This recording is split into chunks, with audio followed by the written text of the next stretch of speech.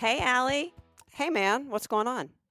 So I think a lot of parents or parenting blogs or social influencers that have parents have like basic things that they recommend to new parents of like what to teach your kids to do Okay. or not to do. But I think there's a whole list of things that people don't talk about. And I think we should talk about it on the podcast today. Oh, no. It all sounds innocuous until you take that next step and tell me what you're thinking. No, these But are good things and go things that, ahead. I look, know I'm regretting the- this later, but these go are no, ahead. these are some basic things that I did not know to teach my kids, or I didn't know until I was an adult, and I wish I did know. One of them was taught to me about our cousin Mike at one of our Thanksgiving reunions, Okay. right? Our cousin Mike, who's married to our cousin Julie, who we just love Okay. Mike. Nobody cares. Okay, Just no one our cares. cousin Mike. Okay, That's so fine. so he Alan's listening to this. He's like, thank you. if you Thank you for cutting her if off. you'd Just like an go. image of the family tree. No, so he has the expression of a courtesy flush. Do you know what a courtesy flush is?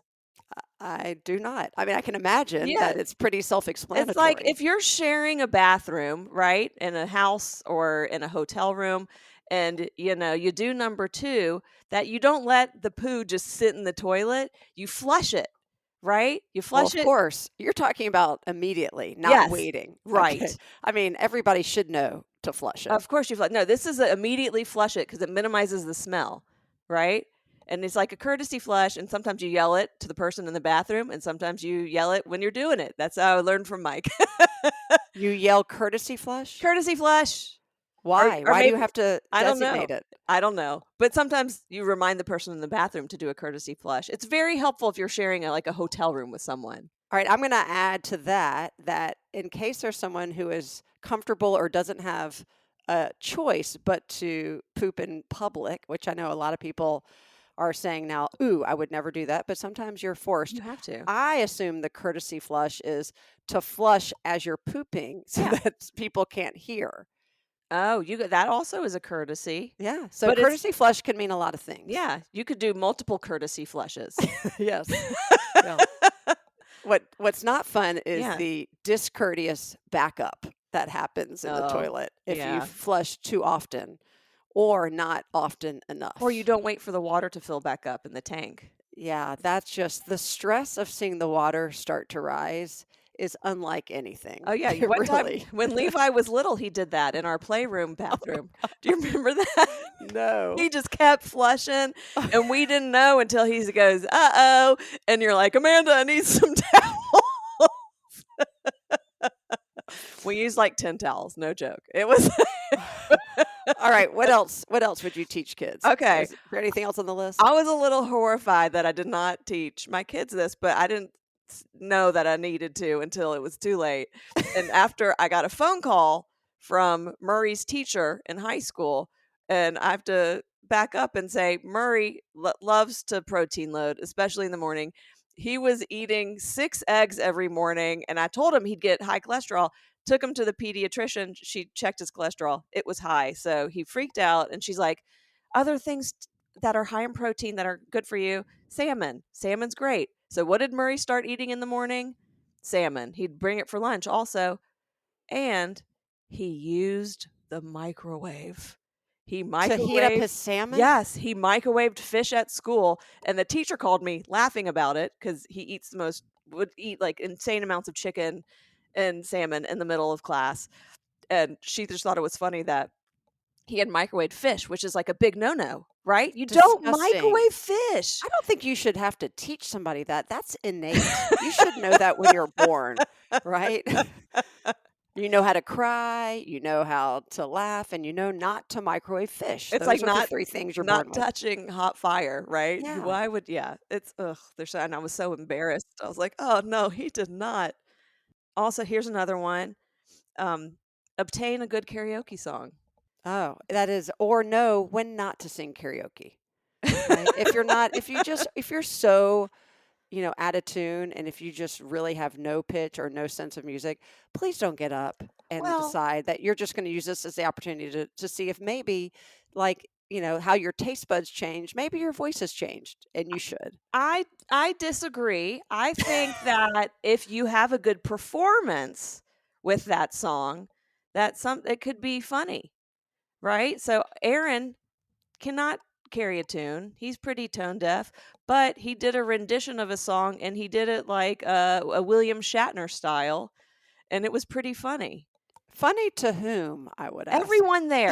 I have to Okay. say, we were not in a karaoke bar. We were in a karaoke room. Okay, so that's the thing. That's If you're different. surrounded by friends and you're doing Yes. something or in somebody's party, that's different. I'm thinking of a real karaoke setting where people are used to having like aspiring singers or people who sing at church and or people who their friends are like, "You are so good, you should go on The Voice." Things like that. Right. Those are the kind of people who typically sing at real karaoke places. Right.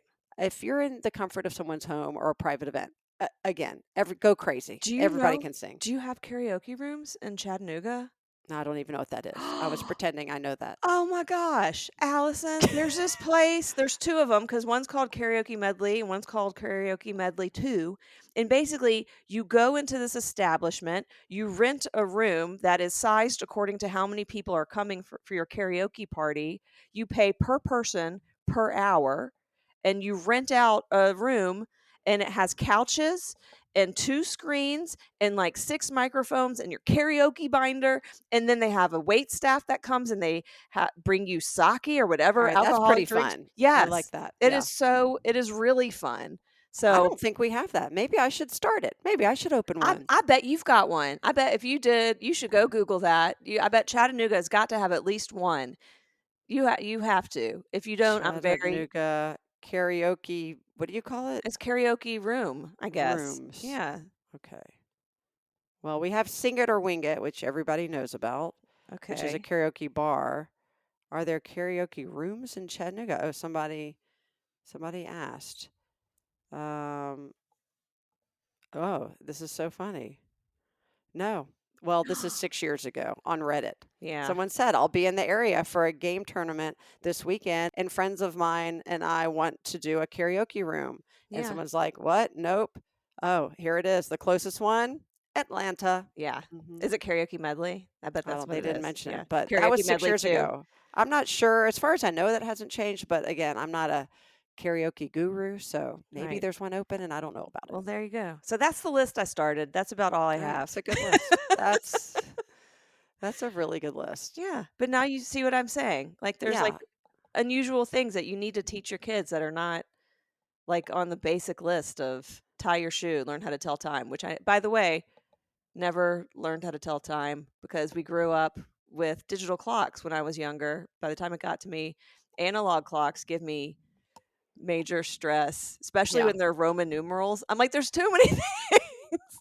Or when it's just, like, dots and lines, and Yeah. I'm like, "Really? Like, what time is it? It's gonna take me 30 minutes to get back to you."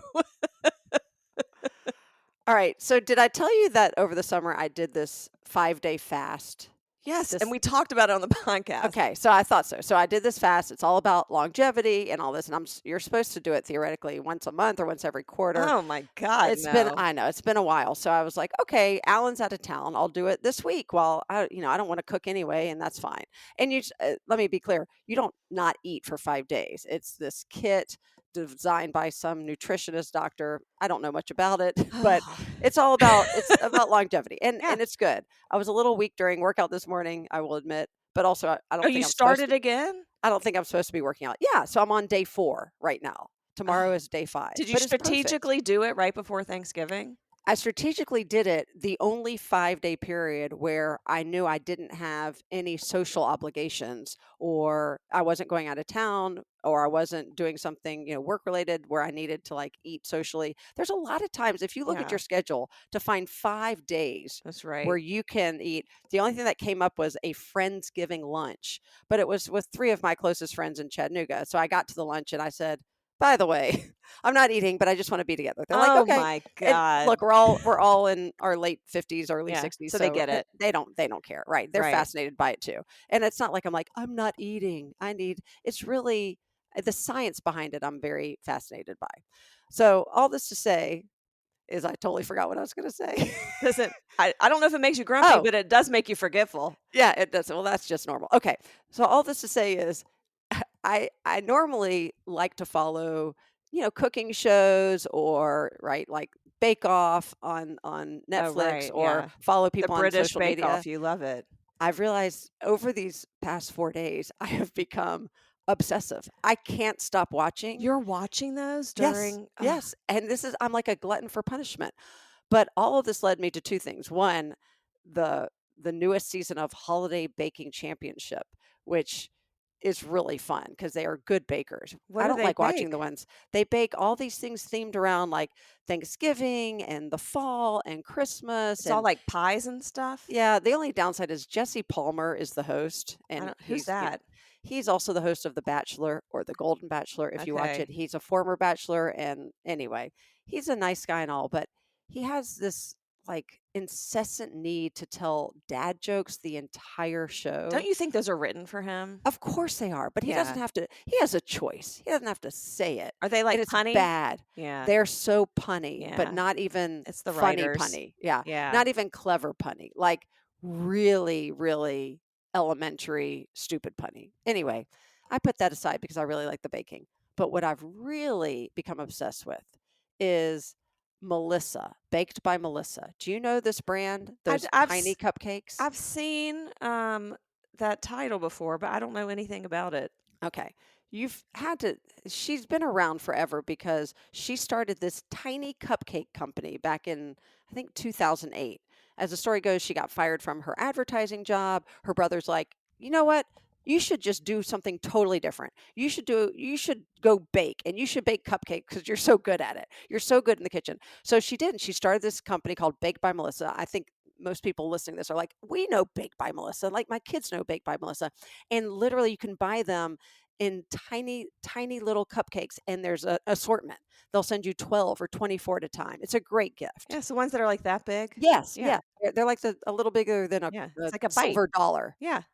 God, you're really making me hungry. This isn't nice. I know, this is my problem, but the thing I didn't realize is I have also been watching this woman who goes under Baked by Melissa on Instagram, so I should have put 2 and 2 together, that does like simple meals for you, like, and she throws stuff in the oven. She's always very close to her phone. Her name's Melissa Ben Ishai. She is the cupcake woman, and I just realized this week Oh, that because they're the I'm same clueless, person? it's the same person. Because I didn't, I don't not really a cake or a cupcake person. I knew of the brand, but I was like, "Wait, Baked by Melissa sounds like the cupcake brand," and sure enough, it is because I'm a dork. But she is so funny. I'm telling you, I'm getting no I'll go kickbacks for follow this. her. You Yeah. have to go follow her on Instagram because every day, I don't know how many times a day, these videos were just popping up for me. I'm finally following her. She's married to an Israeli. She's got 2 kids and she just bakes like haphazardly. She uses lots of spice. She just makes it accessible and she takes away the idea that you have to be a chef or a cook, right, to do this. And she bakes amazing things and she eats it all after she makes it. It is and she's hysterical. I'm literally obsessed. I need to meet her. I think we're best friends, but she doesn't know it yet. Sounds like a future best friend. I thought you were gonna say that it was a faux baked Melissa social account, and she does bake, but it's all edibles. So she was doing baked by Melissa. Oh, that's funny. Yeah, that would have also been funny. She probably would encourage that too. She's very cool. But look her up. I just think back to what are the things that, we should have taught our kids. Some of this is just number one, she's such an example of this. If your dream job doesn't work out, then get a new dream. Or if you're just getting a job just to pay the rent, which we all understand, and that doesn't work out, like if you have capacity and time, at least try something that you're passionate and good at, right? Or even on the side and Yeah, figure out how to monetize it right. because every great entrepreneur who's become successful had to struggle at some point in order to Yes. get there. They have to have multiple jobs usually in Yeah. order to make that other passion come true. Yeah. They It's were not, true. many or most were not independently wealthy. And they're like, oh, we're just going to figure out if I'm We're good just at gonna do baking. this. There's a necessity that is tied to the spirit of entrepreneurship that fuels the creativity, but also the drive, and that in equal measure. Um, yeah. Well, speaking of spirits and passion for jobs, we we had I did 2 Moms Unhinged shows last week, and the first one was in Tupelo and the second was in Birmingham. But the one in Tupelo is at this old Southern Baptist church that they've turned into a theater venue, right? Which is actually very common. I know so many theaters that were old churches, Oh, we have them here. We like have an so old many. church that is a wedding venue. It's beautiful.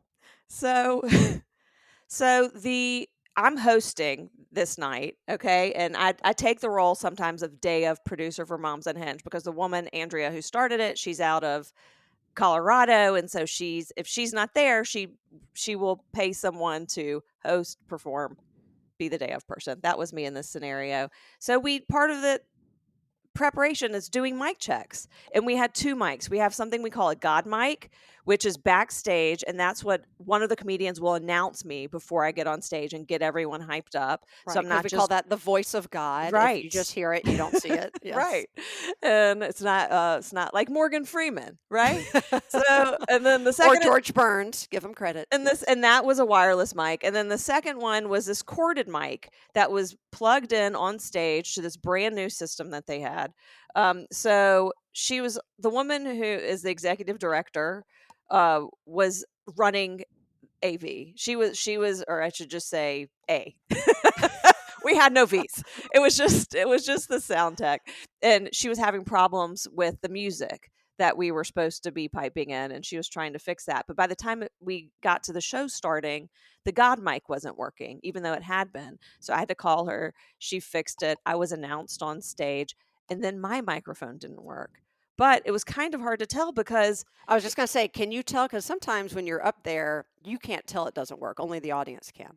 so I was like, I couldn't I was like, I don't think this is working, but also I sounded so loud because the acoustics of churches are created in a way that Oh, when the right. choirs are singing, it's like there's sound bouncing off of everywhere, and it was really echoing, and I'm loud anyway. I just And wanted a let me whole just add, you would have made an awesome preacher. You would really. I'd come every week to hear your sermons. I would have been preaching about reality TV and what shows you should watch. But yeah, but then it kept going in and out, in and out, in and out, in and out. And so I started joking that it was like God didn't like my set or something. And then my friend Amy, who was headlining, brought out the God mic to me. And then that worked, and then it didn't work. It kept on going in and out. Okay, that's And so and annoying. it was my entire set. And then so then my friend Tiffany went, she was totally fine the entire time. Her set was fine until she started talking about being a Catholic, and then her microphone went out. Come on. And then Amy's like, "Okay, what's gonna happen with my microphone?" Right? And then she was worried that because we were using a wireless, that the batteries were dead at that point. But she was fine the entire time. And then the executive director apologized to us afterwards and said, "I'm sorry, it wasn't me. It was the ghost." She goes, "It was a ghost." I go, "It Come was an on. anti-Semitic ghost. It didn't like me." I'm like, it really didn't like me. It was, and then Tiffany was like, who has premonitions anyways, was like, I totally saw the lights flickering, and Amy's like, I saw some beam of lights, and then Tiffany's like, I was actually backstage, and she was like in this side green room backstage, and she said, I started hearing what sounded like choral music and people singing. What? So I went to the bar where there are people running the bar. She says, I went to the bar and I said, is there a group here who's practicing for like a choir or something? And they're like, there's no one else here. Come on. She goes, it's just the people in the sanctuary, the former sanctuary, and us. And she's like, all right. So, anyways, I had an anti-Semitic ghost who really didn't want me performing.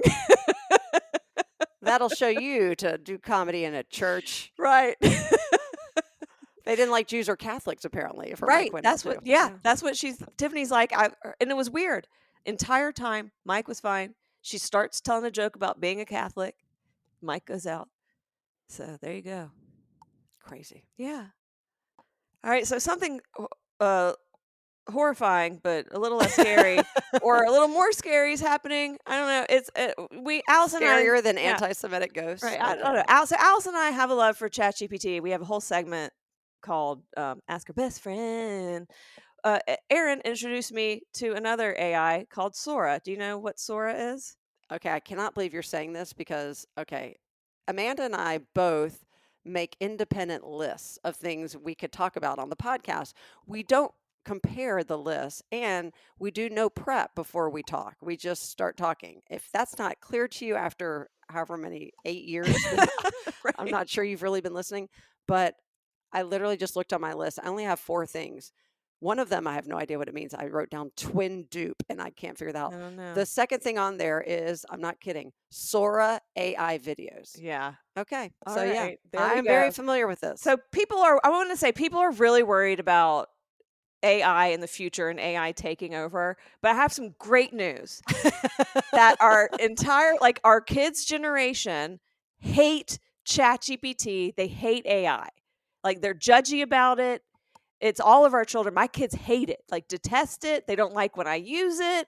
I've used it as Google Okay. I don't before. I don't think that's accurate that our kids hate AI. Okay. Your kids may hate it. They may hate that you use it. Well, I'll give you that. Levi doesn't like AI. Yeah. Oh, Levi's all Yeah. into AI. Oh, he's now into it? Levi was judgy about me using AI to craft something for him that he thought was not a great AI use. So, Okay. to distinguish that, but he's done a lot of research with AI and AI teddy bears that speak. Abe uses it all the time and That's all and is freaky. invested. Yeah, yeah. I've seen No, that scary movie. Yeah. they're all very into AI. They Okay. also are very judgmental and critical about how our generation may Uses use it. it either for creative output Got it. or other uses. Okay. Yes. I used Yeah. it to look up symptoms for a sickness and sent those symptoms to Murray and I got in trouble. And I'm like, what's the difference between Googling the symptoms and No. ChatGPTing And by it? the way, at the top of Google now, it's a whole Yeah, AI. there's an AI thing. Yeah, the whole AI thing. So Yeah. And I have so a friend who's a doctor and she completely understands and endorses like going to AI if you can't, not to follow it tooth and nail, but to use it as a baseline. yeah. So but Sora is different. It's not Sora is a whole different level. Sora is the AI video. So you basically put in a prompt and it'll create a very, very realistic video. I mean, it's Wow. insane. You can also upload your image and it'll create a version of you that it By the calls. way, Abe told me about Sora. That's why I know he likes that AI Yeah. too. Aaron's Yes. obsessed. He's, or maybe I'm obsessed. Aaron knows about it. So I finally downloaded it like 2 days ago and I haven't stopped creating Okay, things. your It's, breakdancing video looks like you don't have any bones in your body. It is really looks it's like you're a crazy. rag doll that somebody's thrown I know, that's a around. pretty version of Amanda, though. I'm like, I look so skinny and pretty in here. Then there's another one where I'm like, what happened to my face? But it's insanely realistic. Like I created another one and I said, do a local newscast about a trailer truck uh, tipping over and spilling out squeaky toys into a dog park. You're and it very creative. And it did it, and it was so realistic. And then I did another one where I tried to get it to do a real life looking Snoopy and Charlie Brown. It wouldn't let me put in Snoopy or Charlie Brown, but I basically just described it, and it did this adorable old man who looks like Charlie Brown next to a dog that looks like Snoopy. Oh my It's gosh. it's crazy, and now I'm obsessed with it. Well, to back up, the way Sora works, first of all, Abe was like, you may not get on it immediately because you have to wait for an invitation or there's a wait room or a wait period. I'm like, Not anymore. okay. No, I like went in. There was I had to wait for like 10 minutes or something. It came back and said, okay, you're in. Yeah, Then you have to scan your face. yeah, You have to do this whole thing, turn right. left, turn right, and scan Count so it gets it. count So numbers. the only video I did, well, I did one that didn't turn out well, but the only video I did that I sent to our family chat was me doing the opener for Saturday Night Live. And That's so so, funny because what did I do first? My first one was hee haw. hee haw. Yeah, it's our dream to be This on is national so TV. weird. I love how We're you're like, hee haw and I'm SNL. this is But the what your twin dupe. This is what your yes, twin dupe was, right? Is that we're we're fake It twins. might be. It's maybe We're a fake. twin dupe. We are. We're fake twins. It's Yeah. weird. Well, the boys were laughing so hard because it looks so real, but also they're like, "We love how your AI version also has on a Jewish star necklace." That it's very realistic. I'm like, "Of course." So I got to think of other things. I That was sort of a one note. Oh, make me say this on the opener of SNL. But then I'm like, they're doing things like you, multi-layered videos with different effects. What Yeah. was your prompt for Hee Haw? Well, I was trying to use it for Sis and Tell, and we had the But it cut off too soon. yeah, because you have 10 seconds, right? So then, Oh. so I've now I understand the prompt. You have 10 seconds to do it, so you have to be really specific. I said, create, put me on the set of Hee Haw where I just talk about listening to the Sis and Tell's podcast episode, Hillbilly SNL. And then it Oh, added all this dialogue that I didn't ask for. I But I was gonna think if say I, that was so it was funny. so funny. And then it made my teeth real big. Did you notice that? It made you so country. It was It hysterical. was so I was like, "Hi, Bucket, what are all these props?" Okay, and sis and then it, like, cuts off. Like, you really have to put, like, what you want the dialogue to be in Right. quotes, and you can re-edit it. I could probably go back and re-edit it, and, but yeah, it was pretty I also tried to get it to do, me as, like, a little what I looked like when I was younger, and it keeps thinking I'm African American. Well, with the hair. It's the yes. So that's interesting. And then I you can also change your description of yourself when you create that video. There's room for you to be like, Allison is, you know, has this sort of accent. This is how these are her Oh, that mannerisms, okay. right? Like you put in what your personality is like, and like she talks like a news reporter or whatever, and then it would have you talking like that. I don't talk like a news No, I reporter. made that up. I'm That's just trying mean. yeah. I made that No, up. and also, similar to when I try to create some things on ChatGPT, Right. and we've tried to do this too, it doesn't always follow your direction. And it No. does Yeah. the weirdest things, like it doesn't spell words right, or it Right. doesn't follow when you have really precise instructions, it doesn't follow it. The other video I tried to make was me at the Masters winning the Masters tournament Oh, that's and awesome. getting the winning, at the winning hole, going in and the crowd going crazy and getting the green jacket. So it shows me putting, then it shows the putt going 15 yards past the hole and everybody going crazy because I win. I'm like, I didn't okay, win, but you could have I told it didn't to win. redo it so the ball goes into the hole. But that's like, isn't that intuitive? I said the No. ball goes in the hole and Yeah. I win. And they didn't. I It think didn't they're do it. like, look, we know you're never going to win the Masters, first of all, because you can't even get into the Masters and you're a woman. But besides that, we also know this is more accurate. You typically putt 15 yards past the hole. They're So we're like, going to make this real. okay. Yes. Right. We really know you. I also did I said, can you make a 10-second clip of a reality show about the 1-800 Butterball Turkey hotline But that where didn't have you in it. no, where but it feels dramatic, like a nighttime drama Yeah. meets Real Housewives, and that's what it did. It was. Did you see it? Did I show it to you? Oh yeah, I did. It I was, yeah. texted it to you. Yeah. Yeah, That was funny. yeah, that was funny. Well, and all this to say, it's fun, it's exciting, it's innovative, I say ChatGPT is like having an intern. And in equal measure, it's scary, it's crazy, it's daunting. Right. It's just like what people are able to do with technology, like any other technology, and use it for evil. Well, make Um, sure that go back into your settings and make sure that you made your likeness private I because you. did, yeah, Okay. Yeah. so that nobody can use it in other videos. Right. So there you go. Or you can designate, like I can say, you can use my likeness. Exactly. All right, we'll have Can to I use your try. likeness? Not yet. I'm gonna go redo my video right now. I'm gonna redo mine, and I would let you use my likeness if you let me use your likeness. I, I promise I won't share anything unless I get your approval. I don't want to say I don't trust you, but I really don't trust you. But nice try. Well, thanks for listening to the latest Sis and Tell podcast. Don't forget to share us with your friends, share us with your family, share us with your foes. As always, this has been Amanda and Allison with a whole lot of talk about a whole lot of nothing. We'll catch you next time.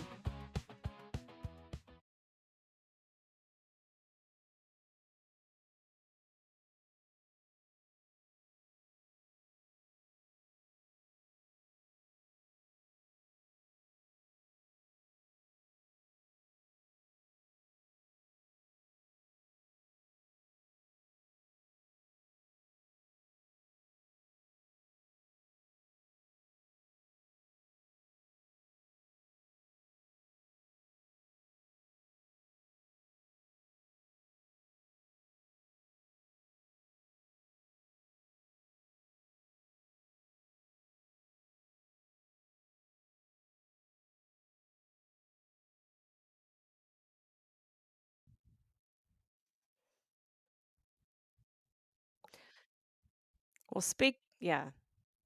Well, speaking of spirits and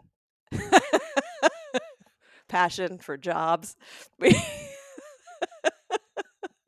we had I did 2 Moms Unhinged shows last week, and the first one was in Tupelo and the second was in Birmingham. But the one in Tupelo is at this old Southern Baptist church that they've turned into a theater venue, right? Which is actually very common. I know so many theaters that were old churches, like so many.